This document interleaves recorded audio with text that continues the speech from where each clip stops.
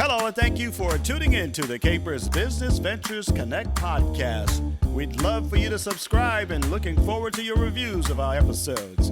If you're interested in becoming a guest on our podcast, we'd love to have you. So please visit us at cbbservices.com/podcast, and we'll be in touch. We're glad you're here, and we're ready to get started. Are you ready to meet an author who decided to stop making excuses and lock her here? Well, you're in luck because that best-selling author is here with us, so let's connect.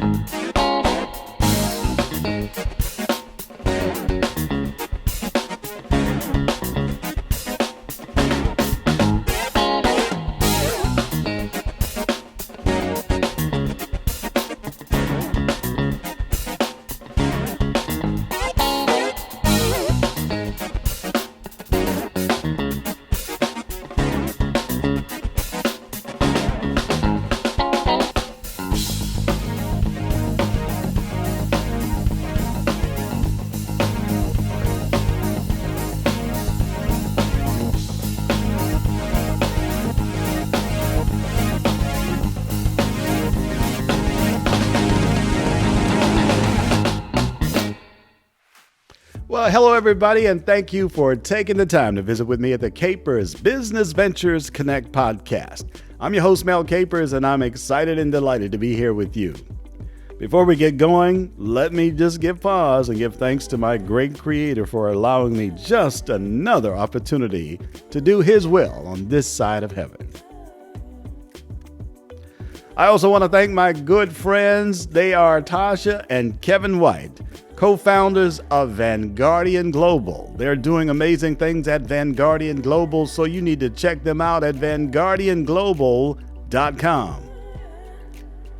Also want to send a great shout out to a great friend. She is Corliss Odwama, president of Agape Love in Action Incorporated. Please go by her website and take a look. She's at agapeloveinaction.com. Good friend who's been with me every step of the way. She is Ronalda Sullivan, doing fantastic things with her company called Dream Differently, a company she founded to help mothers who have children with autism. Please stop by her website at dreamdifferently.org.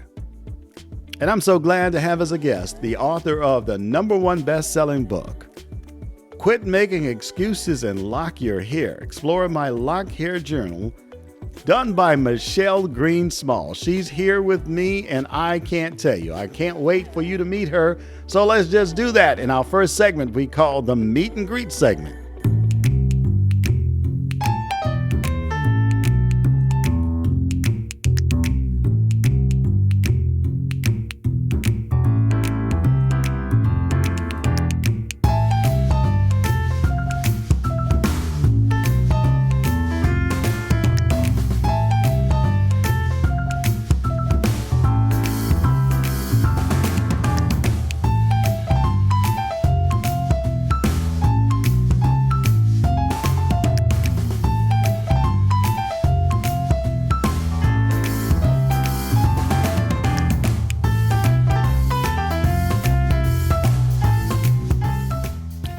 Well, here we are with one of the best authors that I have met this entire year. I'm telling you, she is the bomb. And I am so happy to have on with me Michelle Greene-Smalls. She is here to talk about her book. I am delighted and excited to have her. Michelle, how are you? I'm great. I'm excited to be here talking with you, Mr. Melvin Caper.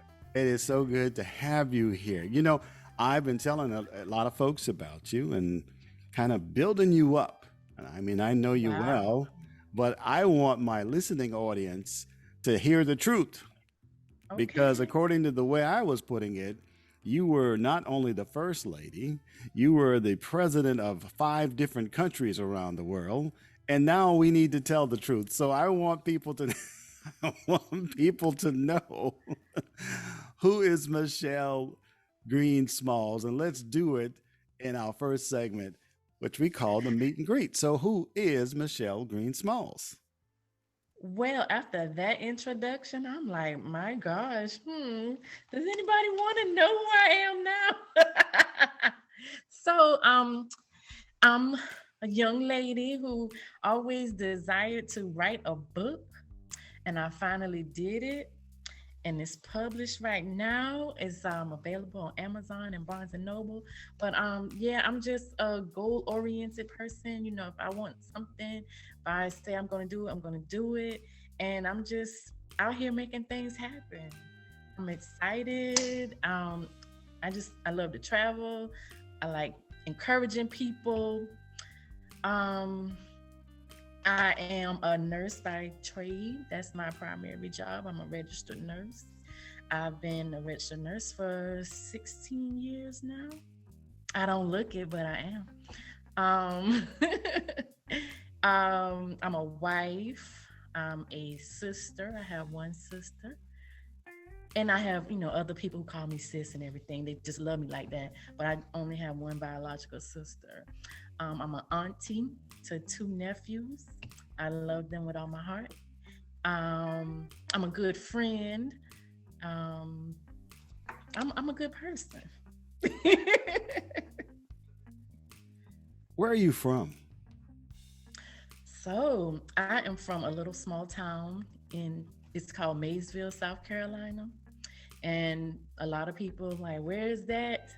And my next response is, well, it's between the city of Sumter and Florence. And I also say it is the home of Dr. Mary McLeod Bethune, who founded Bethune Cookman University. Let's talk about your childhood. When you were growing up, was it a time when you wanted to write a book, or let's just talk about your childhood? I mean, were you always an author, that you just always wanted to get your message out? I was always writing. I can remember maybe I was about 6 years old in first grade. We had these chairs. They weren't leather or whatever, but it was at the dining table, and I was just so happy I could write.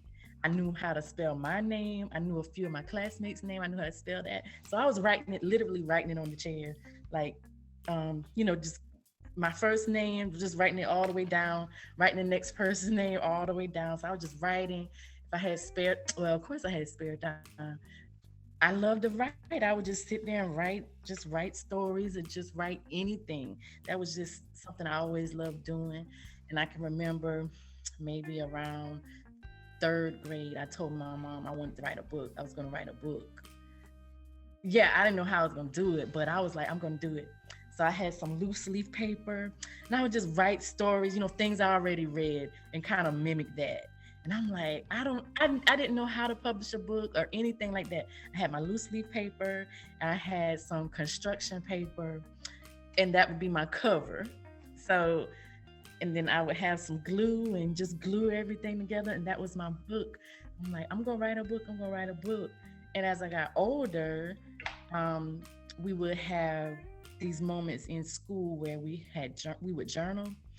I forgot what they used to call it, but we'd have maybe about 30 minutes to write about anything. So that was helpful for me because also during that time, you know, I guess that's when the bullying came in, people who think they're better than you. And I'm just like, I just can't stand it. So that journaling helped me get out my feelings, and then I would share it with my friends and they'd just be laughing and carrying on. So I'm like, there's something to this. And then if I had a crazy dream or something, I'll just write that down into a story and pass it out to my friends and they'll read it. And yeah, I did that through high school. And I kind of just stopped writing for a while. And then some years ago, I was like, you know what? What do I like doing? What do I used to like doing? And I'm like, I used to love writing. I'm like, I need to get back into that. And so I tapped into that in 2018. I'm like, I'm gonna start this blogging thing. And I'm like, I'm full of knowledge. Let me share what I know with other people. So I said, I'm gonna do this blogging thing. So I started blogging since 2018 and I'm still doing it. So sharing my knowledge and experience there, still writing, typing, and then 2021, the end of 2021, published a book. So writing has always been in me. you told me um, that you told your mother that you were going to write a book. I mean, Yep. was your mother an author? I mean, did she get into writing, or I mean, why all Yeah. of a sudden you just wanted to do writing? I think it's just in the bloodline, maybe. My mom wasn't an author, but I think she loved writing too. I knew she was, my mom's deceased. I knew she was an English major. And, I didn't see her writing stories or anything like that, but she had great penmanship. I'll just look at her writings, but I think she maybe deep inside she wanted to write too, but I knew it was within me for sure. And also in the book, I dedicated the book to her because I'm like, I told her when I was young I was going to do it, and I finally did it. But So I, let's talk about your book, and let me the title of your book: "Quit Making Excuses and Lock Your Hair." Explore yes, my lock hair journey. That's the title of her book.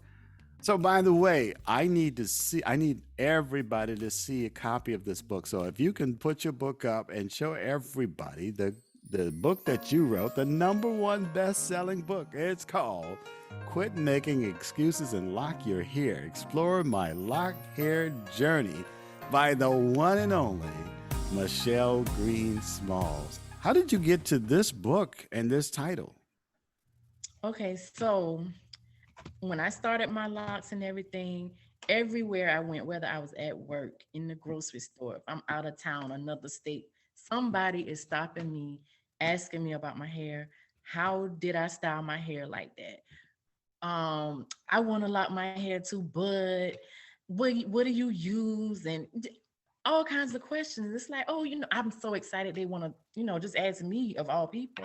And I share it with them. And I'm like, this is becoming a thing. I'm like, I need to write a book.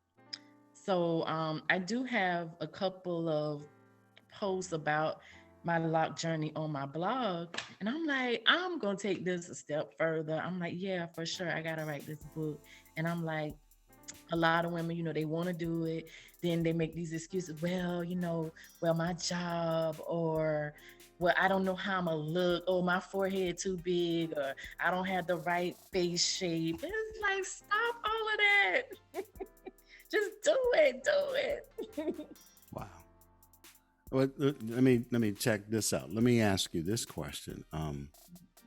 So people just see you with your lock hairstyle, and they said, "I want to do that too." And then you try to coach them into doing it, and they have excuses for not Yeah. wanting to do it. Is that what I'm hearing? Yeah. Uh-huh. Well, I can't do it. Well, well, you better than me. I mean, well, it costs too much. No, stop. Stop talking yourself out of doing something that you really want to do. It's a great thing. It's a great thing. Listen, we can spend all day long in this segment, but we have to get on to our next segment. Are you ready to get on to our next segment? All right, let's do it. Let's do it.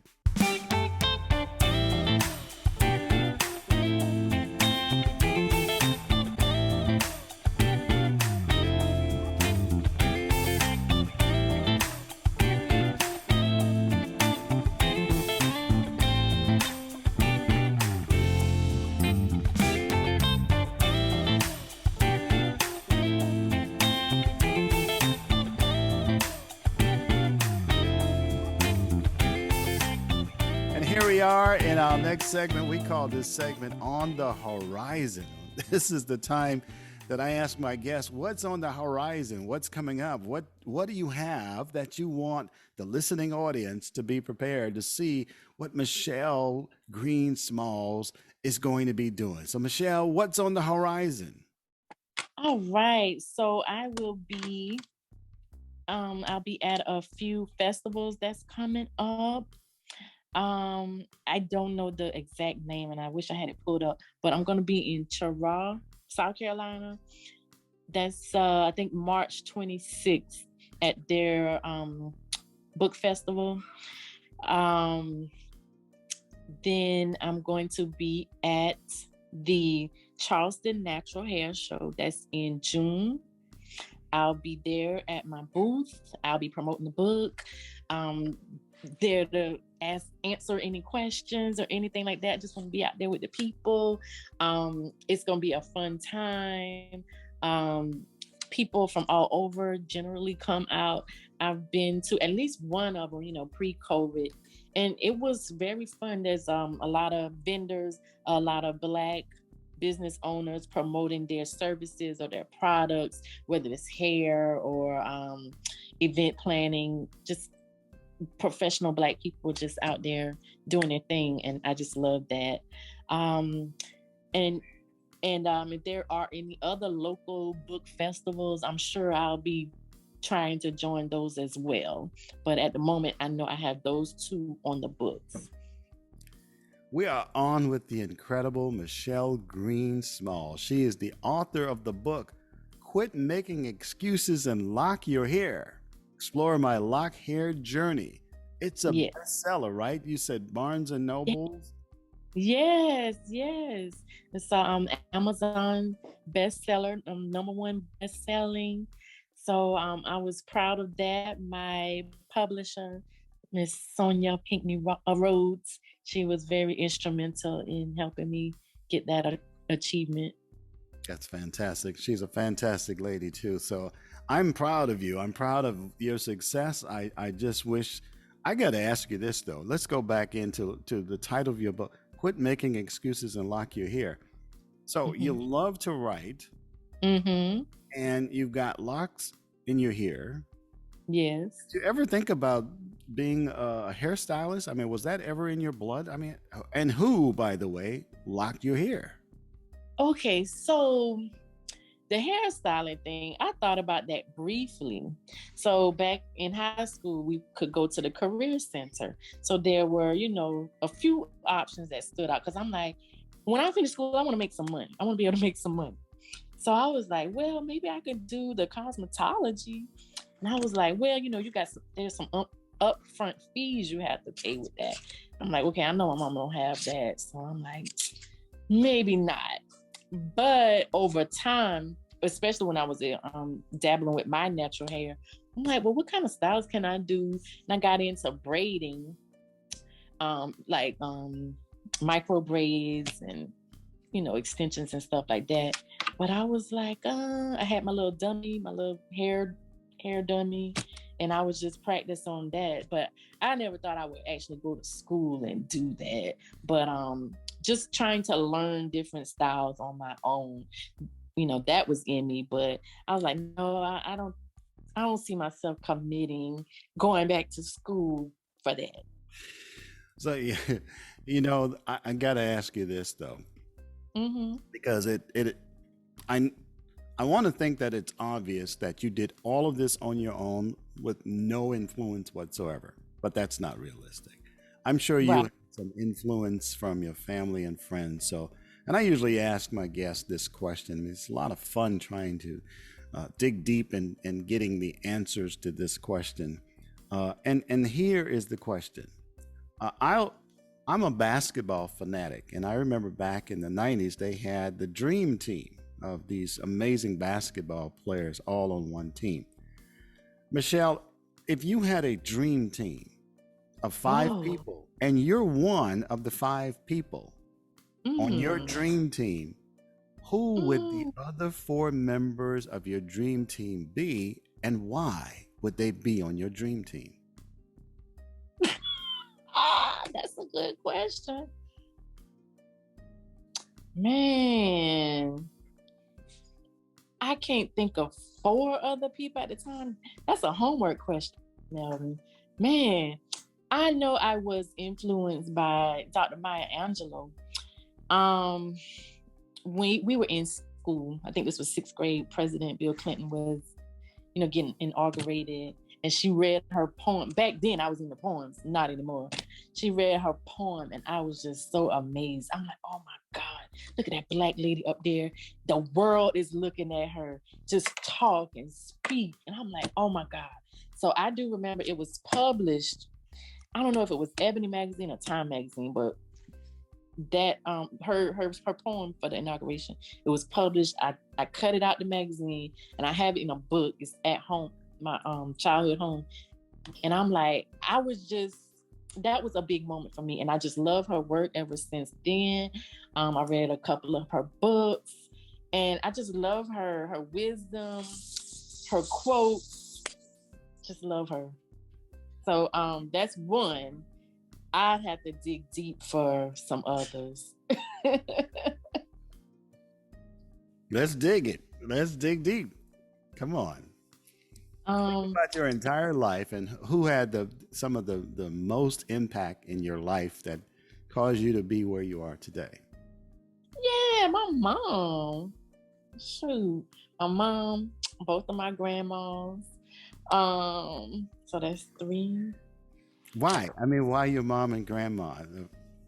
My mom, I'm gonna say that's my first love. Shoot, man. Oh, don't get me to crying now. I love and miss her so much. Life was cut off very short, and so. So let's see. You got Maya Angelou. You got your mom. You got both your grandmother. That's your 5 right there. Okay, yeah. But talk about your grandmothers now. I mean, why do you have both of them on your dream team? You're making me cry. Okay, well, let's move on then. Let's go from there. Okay. You know what? I always ask people that, and sometimes people tell me people like Beyonce. Oh no. And people say things like they go Beyonce, they go Michelle Obama, they go Oprah. Yes, I love Michelle Obama. Oh my God. Yeah. I love her. Oh, she's so inspiring. And got to see her on her book tour. Did you? Oh, that's an amazing experience. I wrote about that on the blog too. I love her so much. And her book, I love it. Wait, on the book tour. So where did she come was she in South Carolina on the book tour? I came to your city. I came to Washington, D.C. Okay. I'm like, wait a minute. I don't remember her going to South Carolina. Okay. So she having her book obviously was a special event for you, and that's why you came. Hey, listen, a lot of fun in this segment. It's time to get into our final segment. We call the segment the Connect segment. You ready to get into the Connect segment? All right, let's do it. Let's do it.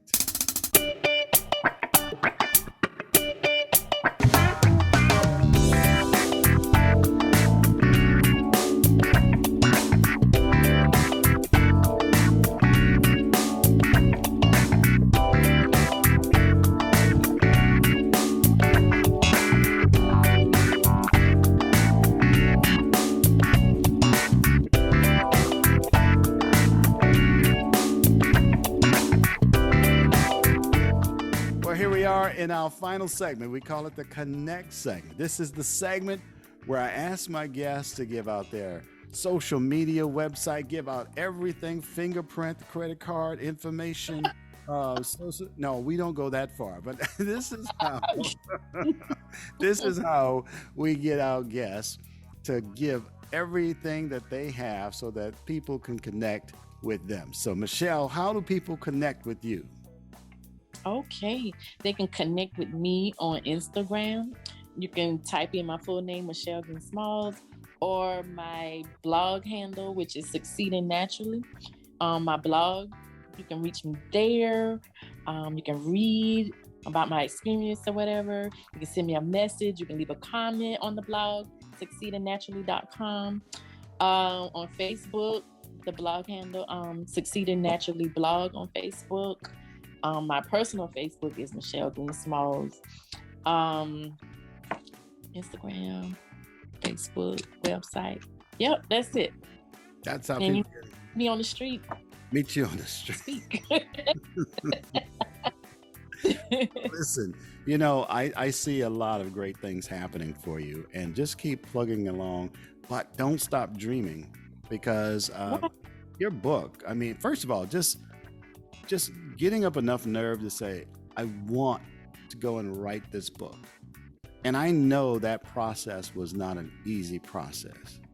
I mean, or am I wrong? Was it an easy process to write your book? Let's see. The actual steps of writing. because I love to do it. So I would say that was easy. The publishing part, getting the next steps. If after you have your draft written up and you got it in the order that you wanted, it's like, what's the next step? What do I do now? Who do I contact? Oh, I don't know. Maybe I should do it. That's frustrating and that's not easy. That part. When you wrote your book, was it in the order that it ended up being, or did you have to move things around, or how did that work? Pretty much it's in the order. I had some beta readers that consisted of my friends. I have an older aunt. She lives in DC. I sent it to her, another published author. I sent it to her. And so I got feedback from them. And one of my friends, she was like, I think you should maybe move this chapter in front of this one. And that was the only thing. I changed.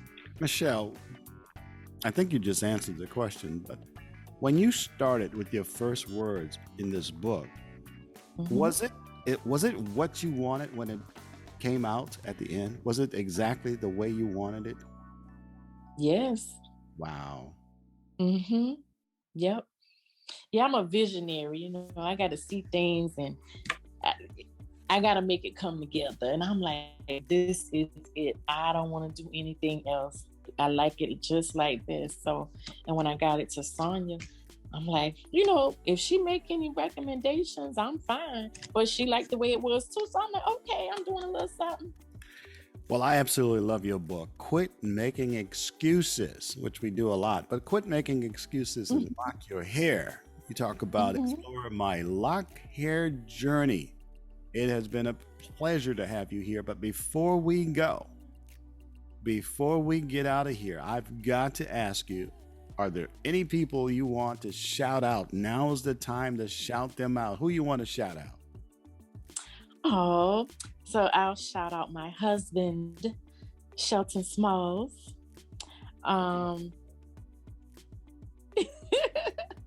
And all of the natural hair folks that's out there, rocking their twists or afros, locks, just out there doing their own thing. That is all right. Well, listen, Michelle, it has absolutely been a treat to have you on. And I got to tell you, I learned a lot about locking hair, and I guess that might not be something I'll be doing.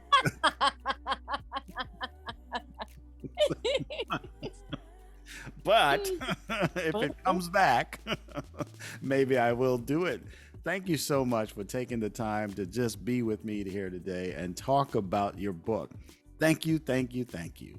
Thank you for having me. I enjoyed it. It's been great. And we will see you the next time. Yes, sir.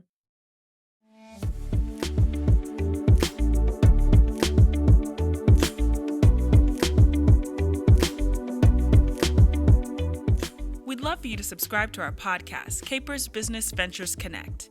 You can find us on Apple Podcasts, Spotify, or wherever you get your podcasts. So please like, share, subscribe, and leave a review. You can also find us on social media. We're on Facebook and LinkedIn at Capers Business Ventures. And on Instagram and Twitter, you can find us at CBV Services. Thanks again for tuning in, and we'll see you next time.